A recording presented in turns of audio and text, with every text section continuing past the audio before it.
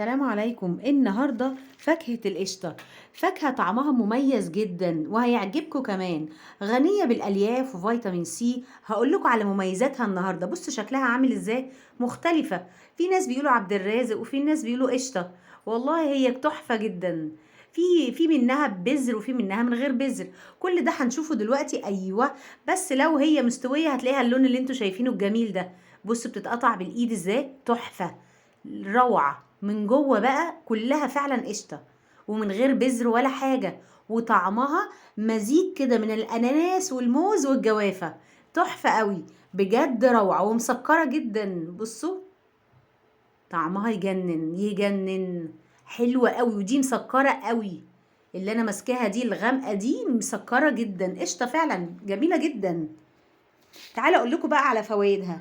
فوائدها جميله قوي، فيها الياف، فيها بوتاسيوم، فيها مضادات اكسده، فيها دهون مشبعه، فيها فيتامين سي، فيها فيتامين بي 6، كالسيوم، صوديوم.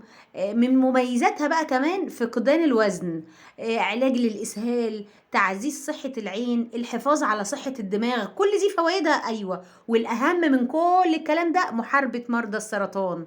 بجد روعة. ولا فوائدها الجميلة دي تجنن. ناس كتير بتسميها النونة في البلاد الانجلي اللي هو البلاد الأوروبية، والناس بيقولوا السفرجل، وناس بتقول الشريفة. احنا بقى مسمينها القشطه او عبد الرازق. بصوا بقى الخضره دي مشكلتها ان هي جامده كده. انا ما رضيتش اجيب كله، الراجل قال لي خدي من الغامقه دي حلوه قوي هتلاقيها مستويه جميله. بصوا ماسكه ازاي، احاول يمين شمال انسوا، ناشفه جدا، مش هينفع معاها غير السكينه. بصوا بس من جوه مميزه قوي، شكلها غير التانية خالص. دي بقى فيها بذر، مختلفه، بس طعمها مدي على دايت بقى. يعني تيجي تاكليها كده تلاقيها مش مسكرة زي الغامقة اللي انا دقتها من شوية. بصوا روعة. بس خلي بالكم البذر واسنانكم، دي اهم نقطة. بجد جميلة جدا. نيجي بقى للاولانية اللي احنا كلناها من شوية. بصوا بقى حلوة قوي ومسكرة زي ما قلت لكم، حلوة جدا. لكن الخضرة دي يعني الناس بقى اللي مش بتحب السكر، هي مش سكر قوي زي الموز كده، مسكرة زي الموز او مش مسكرة وعدبة. هي دي بس الفيصل بينهم هما الاتنين. دي فيها بذر والتانية لا. بصي دي بتتفصص بالايد اكنك بتاكلي لب كده.